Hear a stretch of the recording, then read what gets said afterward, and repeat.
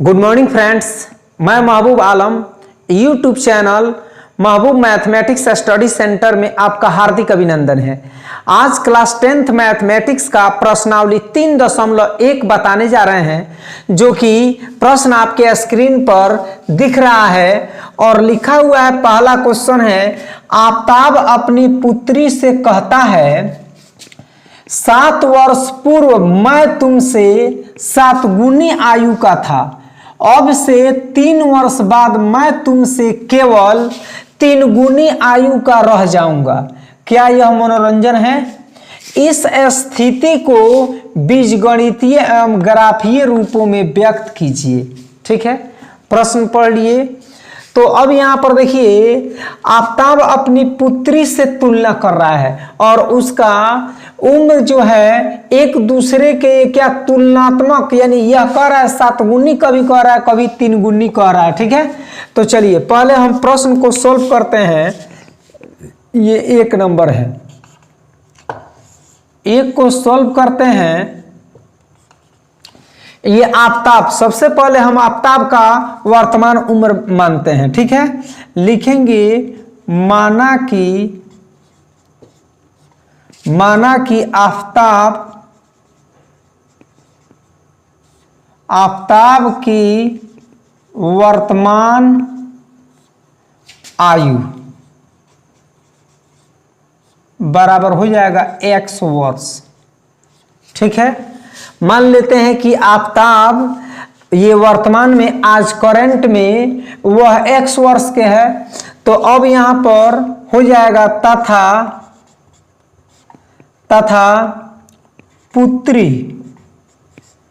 तथा पुत्री की वर्तमान आयु बराबर हो जाएगा y वर्ष। आप कुछ भी मान सकते हैं, ए मान लीजिए तो ये बी मान लीजिए, या आफताब की आयु को y मान लीजिए और पुत्री की आयु को, वर्तमान आयु को आप x मान लीजिए। इसमें आप स्वतंत्र हैं, जैसे आपको इच्छा करे वैसे आप मानकर बना सकते हैं। ठीक है, अब इस प्रश्न में 2 कंडीशन है, एक 7 वर्ष पूर्व और एक है 3 वर्ष बाद।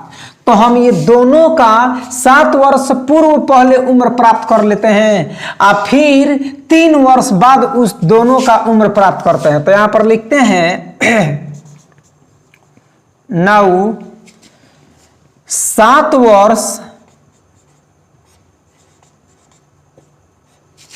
वर्ष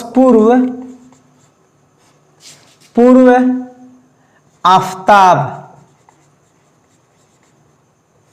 आफताब की आयु बराबर हो जाएगा, जैसे पूर्व, यानी पूर्व का मतलब यह हुआ 7 वर्ष पहले की बात पूछ रहा है। तो आज मान लीजिए आप 18 वर्ष के हैं, तो 7 वर्ष पहले कितने वर्ष के थे? तो आप 18 में से 7 घटा लेंगे। समझ में आ रहा है? यानी जितना आप ये करंट में जितना है, वर्तमान में जितना आपका उम्र है, उस उम्र में से जितने वर्ष पूर्व कहा जाए उतना हम घटाते हैं। ठीक है, तो जैसे मान लीजिए वर्तमान में तो आफताब की आयु x है, तो x हो गया।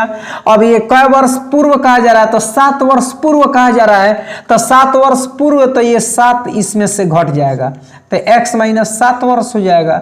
ठीक है, तो 7 वर्ष पूर्व आफताब की पुत्री की आयु प्राप्त करते हैं। 7 वर्ष पूर्व, ठीक है, पुत्री की आयु बराबर हो जाएगा, पुत्री वर्तमान में कितना है? y वर्ष की है, और यह 7 वर्ष, ये 7 वर्ष पूर्व कितना? तो ये इसमें से भी ये 7 क्या हो जाएगा? घट जाएगा। ठीक है, तो यह हो जाएगा वर्ष। ठीक, अब फिर उसके बाद में एक और तुलना किया है 3 वर्ष बाद। 3 वर्ष बाद का भी तुलना हुआ है। तो यहां पर लिखते हैं 3 वर्ष बाद आफताब की आयु बराबर हो जाएगा, 3 वर्ष बाद आफ्ताब की आयु, तो ये 3 वर्ष बाद, जैसे मान लीजिए आप आज ये वर्तमान में 18 वर्ष के हैं, तो 3 वर्ष बाद आप कितने वर्ष के हो जाएंगे, तो उसमें 3 जोड़ देते हैं। ठीक है, 18 में 3 जोड़ देंगे, यानी जितना वर्तमान होगा उस वर्तमान में हम क्या कर देते हैं, उस जय वर्ष का बात कहा जाए उतना हम जोड़ देंगे। ठीक है, ठीक है। तो 3 वर्ष बाद आफ्ताब की आयु, तो आफ्ताब वर्तमान में कितना है, x है, x वर्ष का है, तो 3 वर्ष बाद, तो इसमें 3 क्या कर देंगे, जोड़ देंगे। ठीक है, यह वर्ष हो जाएगा। ठीक है, अब उसके बाद फिर लिखेंगे 3 वर्ष बाद पुत्री की अब आयु प्राप्त करते हैं। पुत्री की आयु बराबर हो जाएगा y प्लस 3 वर्ष। समझ में आया? अब यहां पर देखिए 2 शर्त है, तो अब यहां पर लिखते हैं हम प्रश्नानुसार, प्रश्नानुसार या प्रश्न से। ठीक है, प्रश्नानुसार प्रश्न कहता है 2 शर्त है कि 7 वर्ष पूर्व, कह रहा है 7 वर्ष पूर्व मैं तुमसे 7 गुनी आयु का था। तो यहां पर देखिए ये प्रश्नानुसार लिख दीजिए यहां पर क्या चीज, तो प्रथम शर्त से, प्रथम शर्त से। प्रथम शर्त इसमें कह रहा है कि 7 वर्ष पूर्व, तो 7 वर्ष पूर्व दोनों का आयु क्या है, तो यह है x माइनस 7, यह है क्या चीज, तो इस साइड में लिख दीजिए आप y माइनस 7। ठीक, इस स्टेटमेंट्स को पढ़िए, यह कह रहा है 7 वर्ष पूर्व मैं तुमसे 7 गुनी आयु का था, अर्थात मान लीजिए उसके पिताजी 7 वर्ष यानी आफ्ताब 7 वर्ष पहले x माइनस 7 वर्ष के थे, तो अब यह उसकी पुत्री जो होगी बराबर होगी कैसे, तो उसके ये उम्र जो 7 वर्ष पूर्व का जो उम्र है उसमें क्या हो जाएगा, 7 से गुना कर देंगे। ठीक है, तो जब 7 से गुना कर दिया जाएगा और इसमें से वर्तमान उम्र में से 7 वर्ष घटा लिया जाएगा, यानी 7 वर्ष पूर्व इसका उम्र इसके 7 वर्ष पूर्व इसके उम्र में 7 से गुना कर देंगे तो ये इसका बराबर आ जाएगा। ठीक है, तब यहां पर देखिए फिर लिख देते हैं हम x के x हो जाएगा -7 के -7 और बराबर हो जाएगा 7 में y से गुना कीजिए 7y हो जाएगा और फिर हो जाएगा 7 7 49। ठीक है, फिर यहां पर लिखते हैं हम x यहीं रहने देते हैं, 7y प्लस में इधर आया था क्या हो जाएगा माइनस में। ठीक है, और बराबर हो जाएगा कितना, तो -49 के -49 ही रहने देते हैं और ये 7 माइनस में इधर आया तो क्या हो जाएगा प्लस में। ठीक है, तो ये x माइनस हो जाएगा 7y अब बराबर हो जाएगा, अब ये 49 में 7 घटाते हैं तो माइनस हो जाएगा 42। ठीक है, यह हो जाएगा इक्वेशन फर्स्ट। ठीक है, यह हुआ प्रश्न से, यह प्रथम शर्त से। अब दूसरे शर्त से लिखते हैं, लिखेंगे हम दूसरे शर्त से।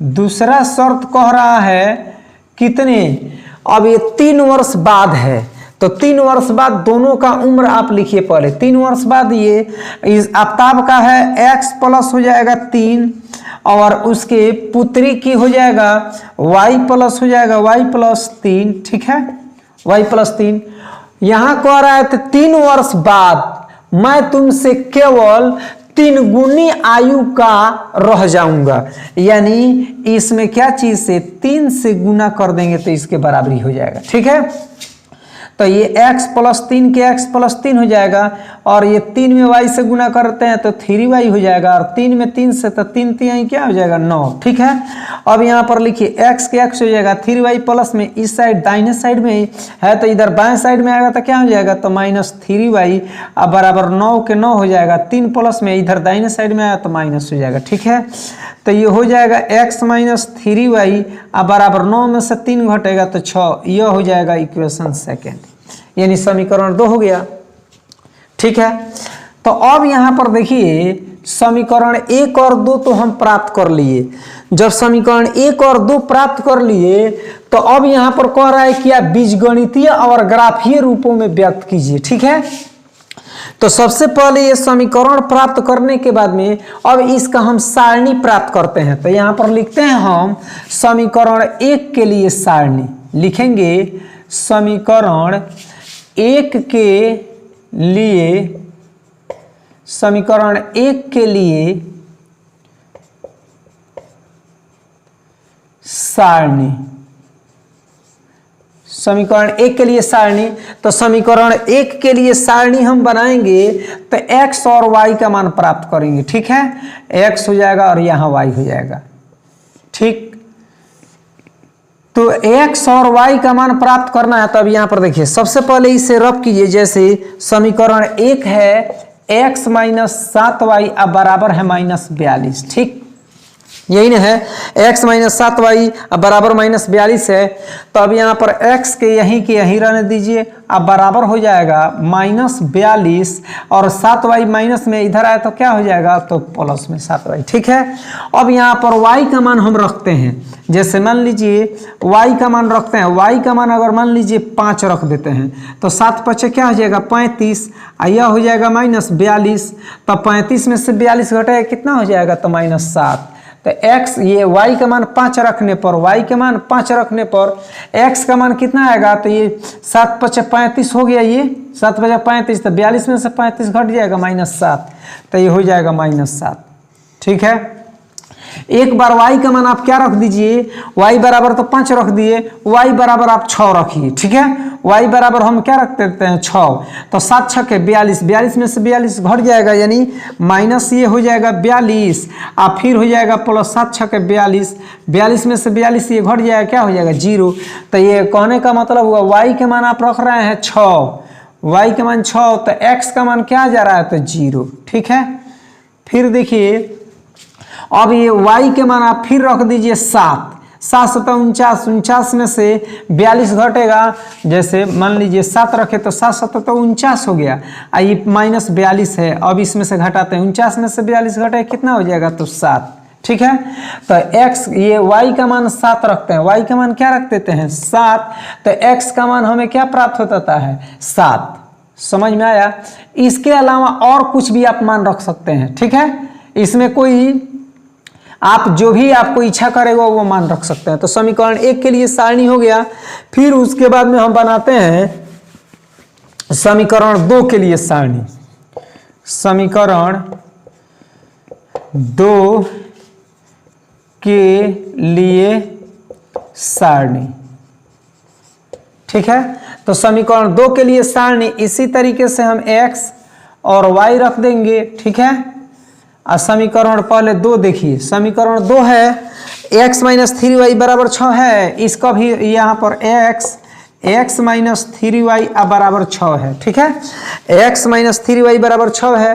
ठीक, लिख दिए। अब इसमें क्या कीजिए आप, जब x माइनस 3y बराबर 6 है तो यहाँ पर x के यहीं के यहीं रहने दीजिए और ये बराबर हो जाए 6 के 6 और 3y प्लस में है, इधर आए तो माइनस में, इधर आए तो क्या हो जाएगा प्लस में 3y हो जाएगा। तो इधर देखिए, अब यहाँ पर देखिए क्या करते हैं हम। जैसे मान लीजिए y का मान रखते हैं, y का मान 0, तो 3 में 0 से गुना करेंगे तो 0 हो जाएगा। ठीक है, और 6 में से 0 यानी 6 में 0 जोड़ेंगे तो 6 ही होगा। y का मान 0 रखने पर ये x का मान क्या आ जा रहा है 6। ठीक है, फिर देखिए y के मान आप -1 रखिए, तो -1 रखने से तो 3 एकम 3 हो जाएगा। 6 में से 3 घटाए कितना होगा, यानी y का मान -1, तो ये 3 हो जाएगा। 6 में से 3 घट गया तो 3 हो जाएगा। ठीक है, फिर देखिए y का मान हम -2 रखते हैं तो 3 दूना 6 होगा और 6 में 6 घटाए कितना हो जाएगा 0, तो यहाँ -2 रख देते हैं तो x का मान क्या हो जाएगा 0। समझ में आया। समीकरण 1 और समीकरण 2 के लिए सारणी बना लिए। इसके अलावा आप और भी कोई मान रख सकते हैं, इसमें कोई प्रकार की दिक्कत नहीं, आप मान रख लीजिए, जो भी मान रखना है वो रख लीजिए। ठीक है, अब ये तो ये क्या कर लिए, आप सारणी बना लिए। अब सारणी बनाने के बाद में अब इसका क्या करना है, ग्राफीय रूप में व्यक्त करना है। तो ग्राफीय रूप में व्यक्त करना है तो देखिए पहले सबसे पहले ग्राफ कैसे खिंचाएगा। सबसे पहले आप अब ये ग्राफ खींचिएगा। अब ग्राफ खींचिएगा तो ग्राफ खींचने के लिए एक x अक्ष और एक y अक्ष होनी चाहिए। ठीक है, तो x अक्ष और y अक्ष हम खींचते हैं, देखिए ऐसे हो गया, ठीक है। फिर एक इधर से ले लीजिए, यह आप एग्जामिनेशन हॉल में या एग्जामिनेशन सेंटर में आप जब एग्जाम में बैठेंगे तो आपको ग्राफ पेपर मिलेगा और ग्राफ पेपर पर ही बनाना होगा, ठीक है। हम आपको समझा रहे हैं, ठीक है।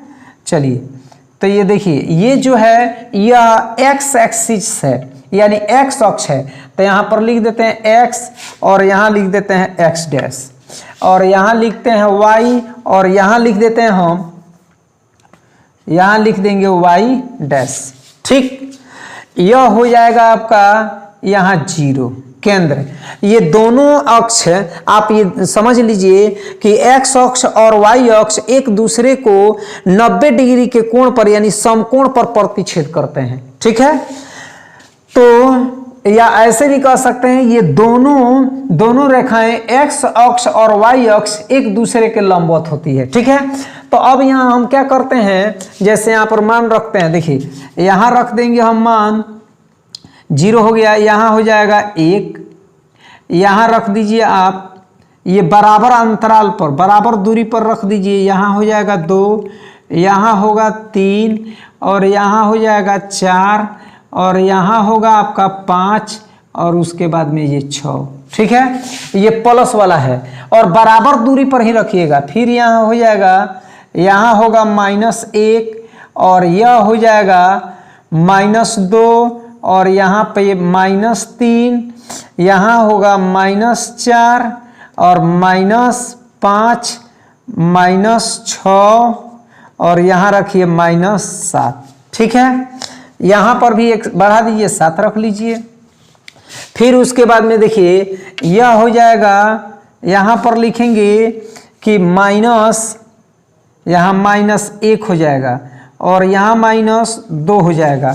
तो यह आप देख सकते हैं कि y अक्ष में x का ये y का मान यानी ऋणात्मक कितना है, y अक्ष में ऋणात्मक मान कितना है, तो -2 तक ही है, ठीक है। तो ये एक बार और एक अधिक कर सकते हैं, एक -3 लिख लीजिए, ठीक है। अब वहाँ पर देखिए y 7 तक है, तो यहाँ पर लिखते हैं हम, यहाँ हो जाएगा 1, ये होगा 2, 3, 4, 5, ये मोटे वाले लाइन पर ही रखते हैं, 1 2 3 4 5 6 7, ठीक है। 1 हो गया, ये 2 हो जाएगा, ये 3 होगा और ये 4 5 6 और यहाँ 7, ठीक है। x अक्ष और y अक्ष होगा, ठीक है। तो यह उसके बाद में अब रखेंगे हम ये समीकरण 1 के लिए हम सारणी देख करके इसका हम पहले ग्राफ खींचते हैं। तो देखिए यहाँ पर दिया है x का मान -7 है, x का मान -7 है, तो x का मान -7 है यहाँ पे, ठीक है। और y का मान क्या है, तो 5 है। x का मान 7 और y का मान क्या है, ये x का मान 7 और y का मान 5, ठीक।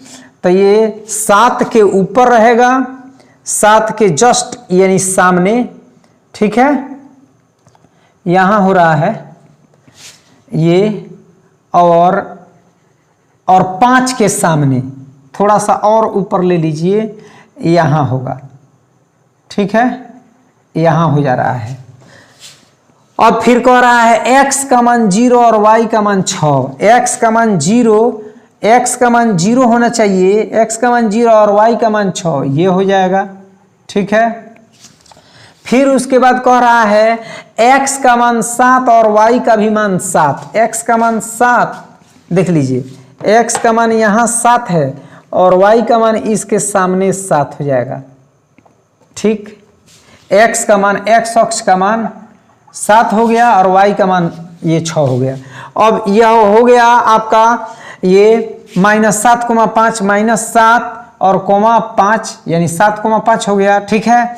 0, 6 तो 0 और 6 हो गया और 7, 7 यानी 7 हो गया। x का मान 7 और y का मान, x का मान 7 और y का भी मान 7, ठीक है।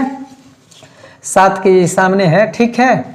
अब यहाँ पर देखिए, अब इससे क्या होता है, ये तीनों बिंदु से होते हुए एक तीनों बिंदु से होते हुए एक सीधी रेखा खींचते हैं। तीनों बिंदु से होते हुए एक सीधी रेखा हम खींच देंगे, ठीक है। तीनों बिंदु से होते हुए एक सीधी रेखा खींचे और यही सीधी रेखा आपका कौन हो गया, तो यह आपका पहला समीकरण यहाँ पे x minus 7y, x minus 7y बराबर हो जाएगा -42। यह हो जाएगा x माइनस 7y अब बराबर हो जाएगा -42। यह समीकरण हो गया, ठीक है। फिर देखिए दूसरा है, दूसरा के लिए हम दूसरा ये समीकरण 2 के लिए सारणी खींचते हैं। तो समीकरण 2 के लिए सारणी सबसे पहले यहाँ पर देखिए x का मान 6 और y का मान 0, x का मान 6 और y का मान 0 यहीं पे रहेगा, ठीक है। फिर कह रहा है x का मान 3 और y का मान -1, x का मान 3 और y का मान -1 तो इसके जस्ट नीचे हो जाएगा, ठीक है। फिर कह रहा है x का मान 0 और y का मान -2 तो x का मान 0 और y का मान -2, ठीक है। इससे होते हुए फिर यह तीनों बिंदु से मिलते हुए एक सीधी रेखा हम खींच देंगे। इससे होते हुए एक सीधी रेखा खींच देते हैं। यही सीधी रेखा समीकरण 2 का समीकरण 2 का यह ग्राफ हुआ, ठीक है। समीकरण 2 है तो समीकरण 2 हो जाएगा x माइनस 3y और बराबर हो जाएगा 6। समझ में आया। यह समीकरण 1 है और ये समीकरण 2 है। आप अपने ग्राफ में खींच लीजिएगा। अब देखिए 2 नंबर हम क्वेश्चन बताते हैं। 2 नंबर ध्यान से देखिए। क्रिकेट टीम के एक कोच ने 3900 रुपया में 3 बल्ले तथा 6 गेंदें खरीदी। बाद में उसने एक और बल्ला तथा उसी प्रकार की 2 गेंदें 1300 रुपया में खरीदी। इस स्थिति को बीजगणितीय तथा ज्यामितीय रूपों में व्यक्त कीजिए, ठीक है। सेम ऐसे ही है।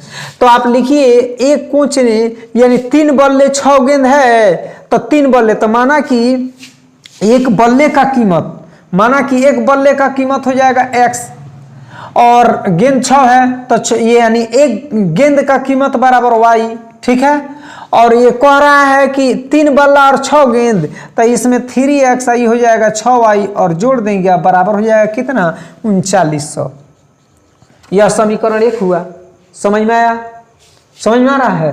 फिर देखिए इसी तरीके से कह रहा है उसने एक और बल्ला और उसी प्रकार के 2 गेंद तो एक और बल्ला तो एक बल्ला खरीदा तो x हो गया, एक बल्ले का कीमत x रुपया और एक गेंद का कीमत y रुपया तो 2 गेंद खरीद रहा है तो 2 यानी 2 से y में गुना कर देंगे बराबर कितना में तो 1300 रुपया में।